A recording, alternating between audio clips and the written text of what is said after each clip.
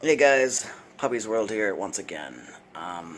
Doing some different things. I've had to put a lot of stuff on hold, so I apologize about none of the videos posted up this week or late last week, as got a major issue with the vehicles.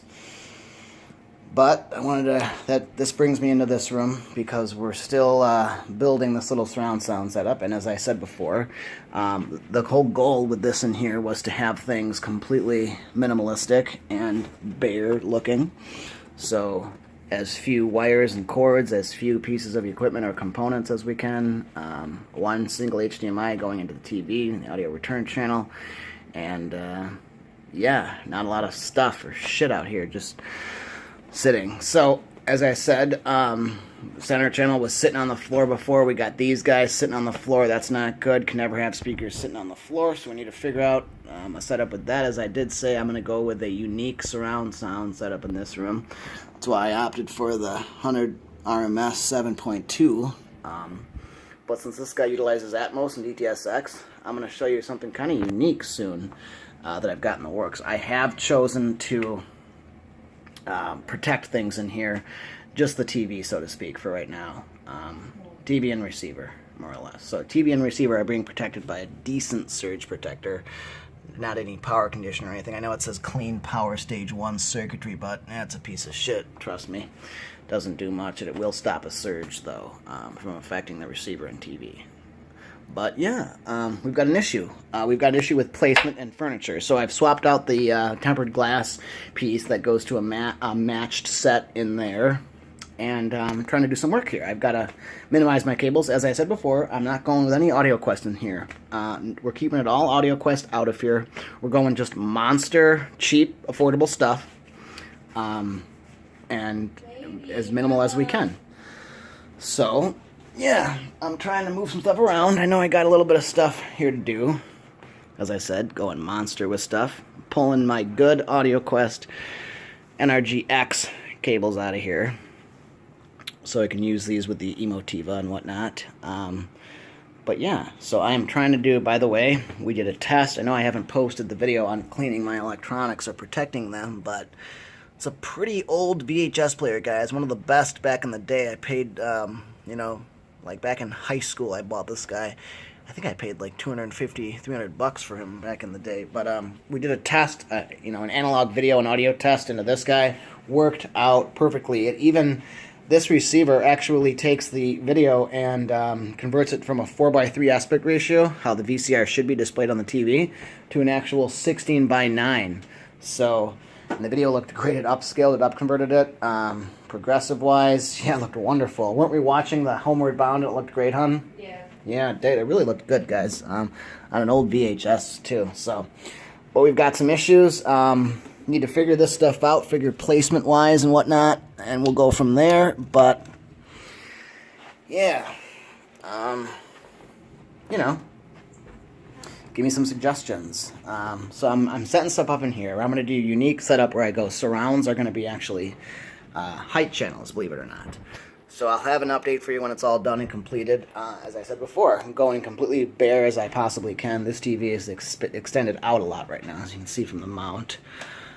So it's, almost extended as far as it can. But when this is pushed back, flush against the wall and whatnot, this is a clean-looking setup. And I wanted to keep things kind of in the color black to go with the theme here. I know that she's partial to the white stuff. However, no money right now for the Vulcan audio rack from Audio Advisor, which is a good, decent, open design rack with about 4 shelves on it. I'd love to put that in here, but probably someday going to go in the living room there.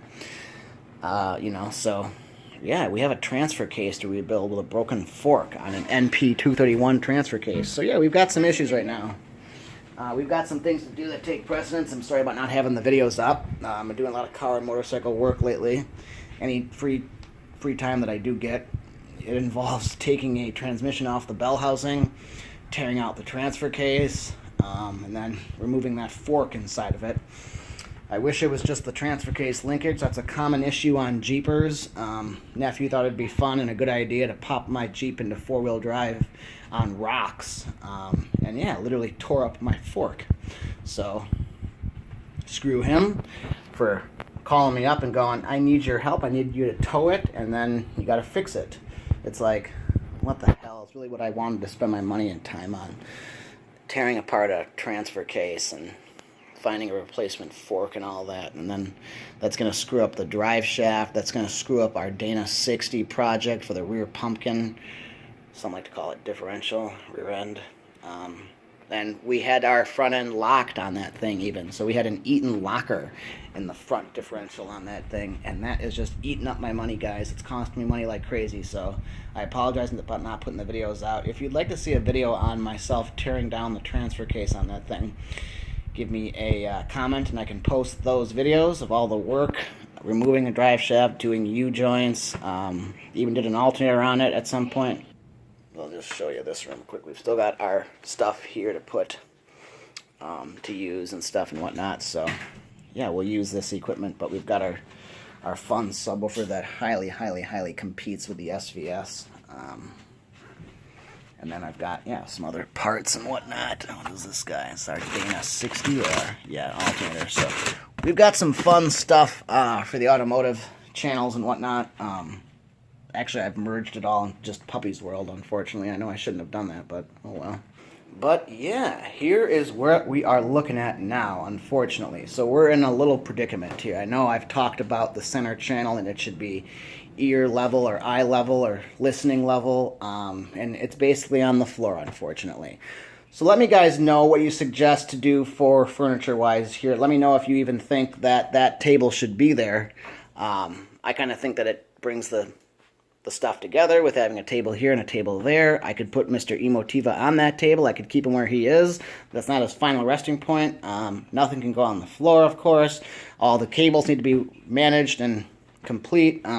We are ripping out all monster cable in here, fortunately, and replacing it all with AudioQuest cable, and managing our cables and wires as best as we can. So we want a minimalistic look in here as well, or at least aesthetically pleasing. We don't want wires running all over the place and visible speaker wires like that. So we're going to be doing all 4 and if not 5 height channels in this room at some point.